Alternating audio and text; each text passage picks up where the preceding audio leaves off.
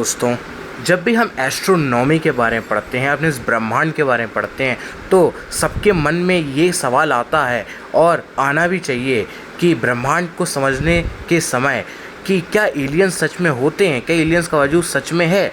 सो दोस्तों, मैं आपको बता दूं कि हमारी जो गैलेक्सी है उसमें करीबन अप्रॉक्सीमेट यानी कि लगभग 500 बिलियन प्लैनेट्स हैं और अर्थ की जो करेंट पॉपुलेशन है वो 7 बिलियन है। और अगर मैं इसे सॉल्व करता हूँ तो मुझे 71.42 आता है इसका, यानी कि मैं हर एक इंसान को जो अर्थ पर रह रहा है मैं उसे 70 राउंड ऑफ करके 70 प्लैनेट्स दे सकता हूँ अपने गैलेक्सी के। यानी कि इतनी बड़ी हमारी गैलेक्सी है और उसमें इतने सारे प्लैनेट्स हैं। लेकिन दोस्तों, मैं आपको बात बताऊँ कि हमारे यूनिवर्स बहुत बड़ा है, ये इनफाइनाइट है, अनंत है। लेकिन क्या एलियंस हमारे इनफाइनाइट यूनिवर्स में नहीं हो सकते?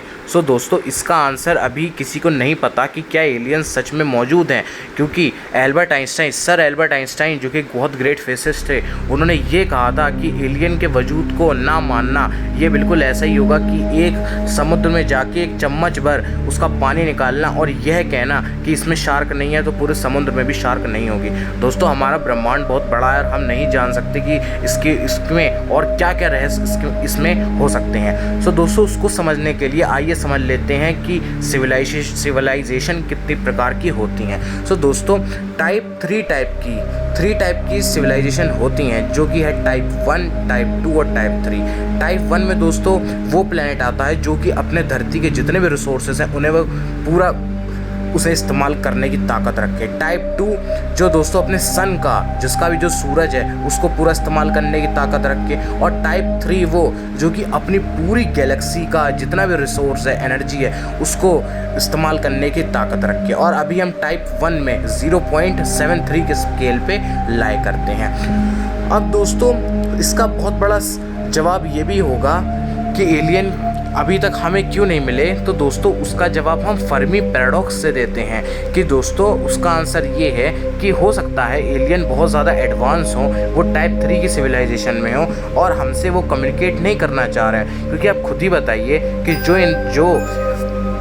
जो सिविलाइजेशन इतनी एडवांस हो वो क्यों किसी अपनी एनर्जी वेस्ट करके, अपना रिसोर्स वेस्ट करके क्यों ऐसे प्लैनेट पे जाएगी जहाँ पर इतनी एडवांस टेक्नोलॉजी बहुत कम हो, मतलब कि इतनी कम एडवांसमेंट हो टेक्नोलॉजी में। क्योंकि आज की जो हमारी टेक्नोलॉजी है, हो सकता है वो इतनी एडवांस ना हो कि हम एलियंस को कांटेक्ट कर सकें, और हो सकता है एलियंस की टेक्नोलॉजी इतनी ज़्यादा एडवांस हो कि वो हमसे कम्युनिकेट ही ना करना चाहते हों। क्योंकि